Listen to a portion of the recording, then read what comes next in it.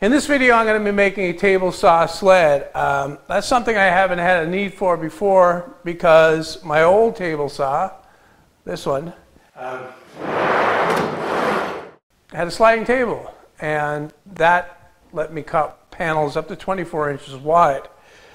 A table saw sled is something that I won't use very often because I rely on my sliding miter saw for most cuts. A lot of guys think that they don't cut accurately enough, but to be honest, I've never had a problem with it. I'm not looking to make a small sled. I want the sled to be the width of the top of the table saw itself, and when I push it ahead, still beyond the outfeed table of the saw that I made here. Now, the first thing I did was I cut this piece of 1/4 inch plywood, and that'll be the base.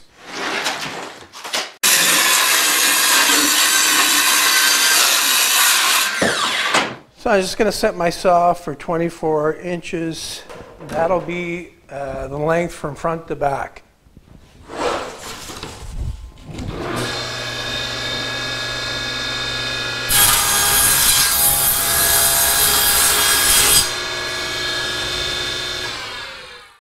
The next thing I need to do is cut it to width. The overall width of the sled will be 36 inches, which matches the cast iron top on my saw. But I'm going to do it in 2 pieces, actually 3 pieces. There'll be the right side, the left side, and a center section which will be replaceable.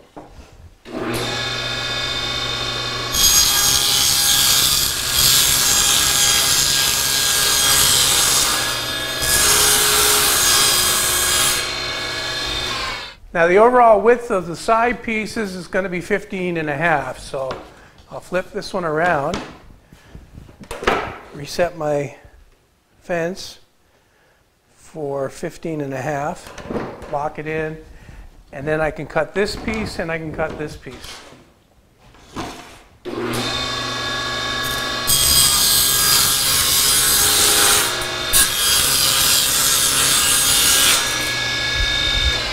So that's the 2 parts of the base cut, the right side and the left side. I've got another operation to do on these, and that's to cut a V-groove down this edge and that edge on that one.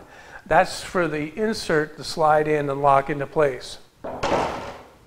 So to make this cut, I've moved my fence to the other side of the blade because my blade tilts to the right, and I've lowered the blade and I set the angle of cut to 45 degrees. I've also put a feather board to hold the stock up tight to the fence. Now I'm ready to make the cut.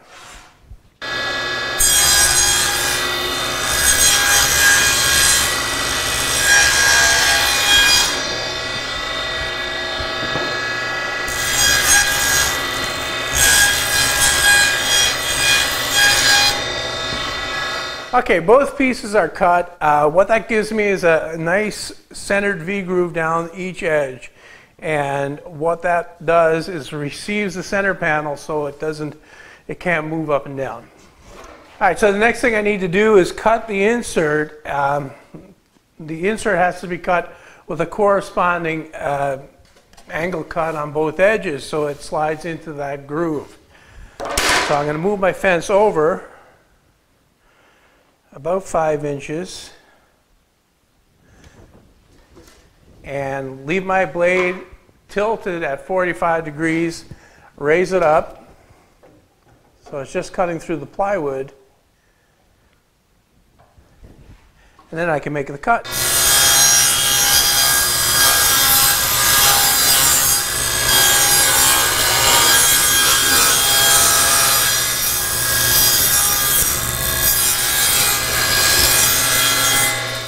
Now with the center part cut, you can see how this is going to work. It holds it flush on the surface.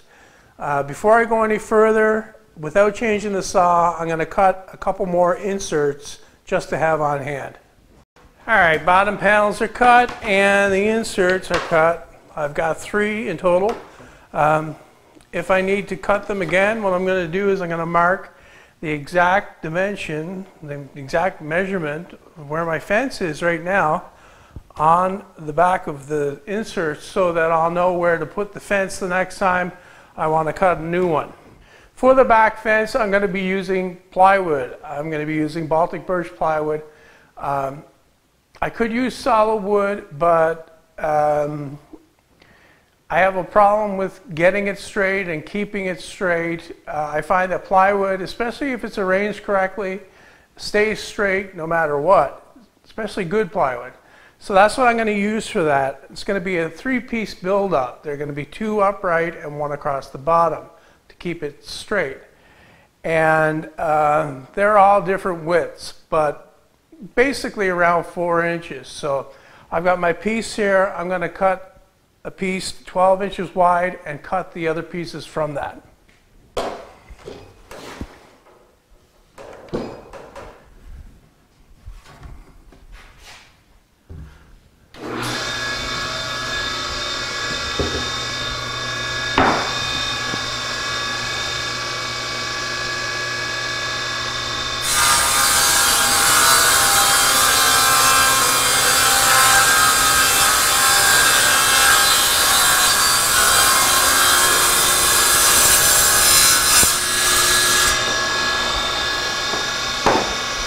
Now I've marked the length of 36 inches and I'm just going to cut it off on the miter saw.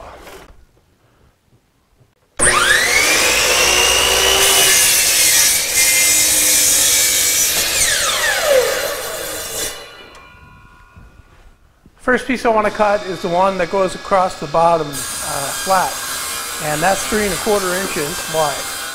The next one to cut is the front of the fence, and that's 3 1/2 inches. My last piece I've got to measure. I've got to take the piece that goes across the bottom and lay it on the fence, the front of the fence, and then measure what's left over. And that's 2 13/16. So that's what I'll cut this piece to. Okay, I've got all 3 parts cut. Before I go any further, I just want to make sure that the part that I had to measure is wound up being the right width. I'll put it in place and check it, and it is flush on the top. The next step is to assemble this to the sled base, but before I do that, I want to cut a rabbet in both vertical pieces, and that's to receive a strip that I'll show later. The rabbet on this piece is 1/4 inch wide and about 3/16 of an inch deep.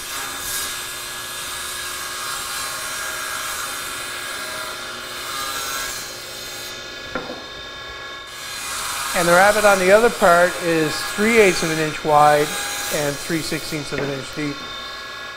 Now that I have the rabbets cut, I am ready to assemble these 2 parts. This is the fence part, and this is the part that goes on the bottom.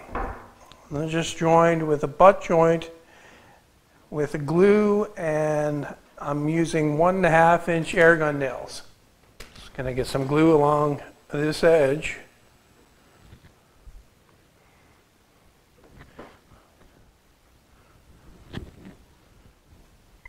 And let's go put the piece in place, line it up carefully, and nail it together.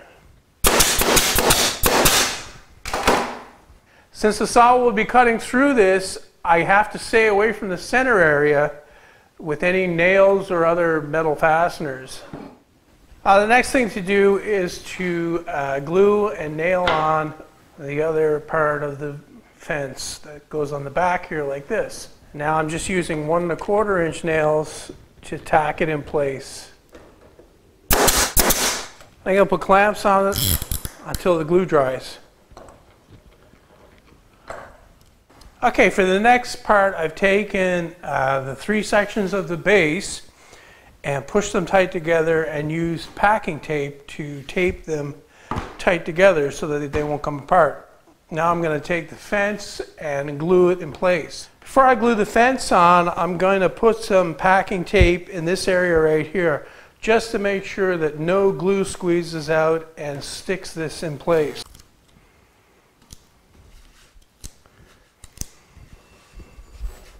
I'm just going to lay the fence assembly down and line it up with the back here and make a line across. And then I'll know where to put my glue. To glue this, I'm going to use polyurethane construction adhesive. That's mainly because it doesn't have any water in it. This plywood is dry, that plywood is dry. Adding wood glue that has water could make things twist, could make it warp, so I'm not going to use it. And now with the glue spread, I can get the fence put in place. Line it up exactly with the back, make sure it's square, and clamp it down.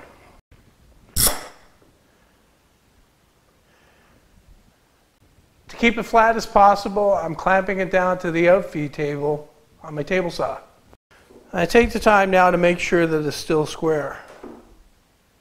And that looks pretty good. Now that it's fully clamped down, I'm going to leave it to dry overnight. This glue dries fairly quickly when it's a hot summer day, but as the weather starts to cool down, you need to give it a little bit more time. I'm actually going to leave it overnight, and that'll be plenty of time for this to dry. To make sure that it stays oriented correctly, I'll put an X up here